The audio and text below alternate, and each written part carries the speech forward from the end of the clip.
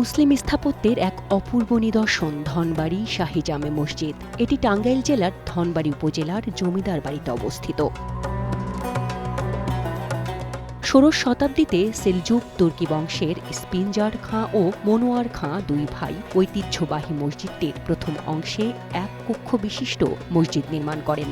জনশ্রুতি আছে, সম্রাট আকবরের সময় এই দুই ভাই ধনবাড়ির অত্যাচারী জমিদারকে পরাজিত করে এ অঞ্চলে দায়িত্বভার গ্রহণ করার পর মসজিদটি নির্মাণ করেন।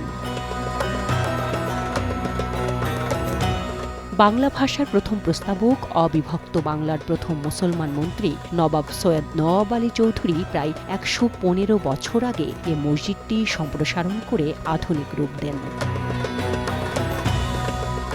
টাচলেস আরএকে সেন্সেশন ওয়াটার ক্লোজেট হাতের ইশারাতে ডুয়াল ফ্লাশিং সিস্টেম থাকায় রাখে জীবাণুমুক্ত। এছাড়াও রয়েছে ইমার্জেন্সি ম্যানুয়াল ফ্লাশ। মসজিদের ভেতরের দেয়ালে কড়ি পাথরের লতাপাতা আঁকা অসংখ্য রঙিন নকশা ও মোজাইক করা প্রাচীন স্থাপত্যের অন্যতম নিদর্শন পরিলক্ষিত হয়। স্থাপনাটির দেয়ালের বাইরের অংশেও রয়েছে সিমেন্ট আর কড়ি পাথরের টেরাকাটা নকশা। মসজিদটি প্রায় ১০ কাঠা জমির উপরে অবস্থিত। সংস্কারের আগে এর আকার ছিল আয়তকার। তখন এর দৈর্ঘ্য ছিল ৪৫ ফুট এবং প্রস্থ ছিল ১৫ ফুট। কিন্তু সংস্কারের পর মসজিদটির পরিধি বাড়ানো হয়েছে।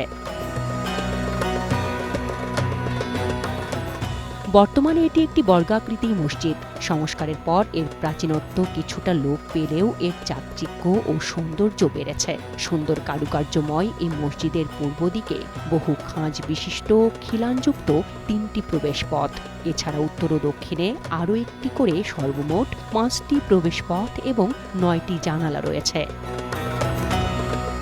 মসজিদটিতে ৩৪টি ছোট বড় গম্বুজ রয়েছে। বড় ১০টি মিনারের প্রত্যেকটির উচ্চতা ছাদ থেকে প্রায় ৩০ ফুট সুউচ্চ।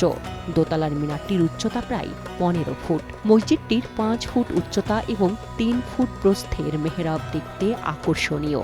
এখানে বসে ইমাম খুতবা পাঠ করেন। ঐতিহাসিক এই স্থাপনাটির সুউচ্চ ৩০ ফুট উচ্চতার মিনারের চূড়ায় ১০টি তামার চাঁদ মিনারের সৌন্দর্যকে আরও বাড়িয়ে দিয়েছে। মসজিদের সংরক্ষিত কক্ষে শোভা পাচ্ছে ১৮টি হাঁড়িবাতি, যা নারিকেল তেল দিয়ে আলোর কাজে ব্যবহৃত হতো। রয়েছে মুঘল আমলে ব্যবহৃত ৩টি ঝাড়বাতিও। মসজিদ নির্মাণে চুন, সুরকি, সাদা সিমেন্ট, কড়ি পাথর, লোহার খাম ইত্যাদি ব্যবহার করা হয়েছে। এ মসজিদের পাশেই রয়েছে শান বাঁধানো ঘাট ও কবরস্থান, যেখানে দাফন করা হয়েছে নওয়াব বাহাদুর সৈয়দ নওয়াব আলী চৌধুরীকে।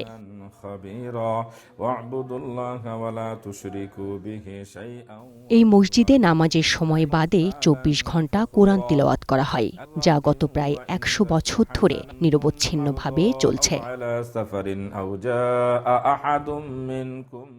মসজিদের পাশে রয়েছে ৭ বিঘা আয়তনের এক বিশাল দিঘি। নবাব নওয়াব আলীর মৃত্যুর আগে তার স্টেট ওয়াকফ করে যান।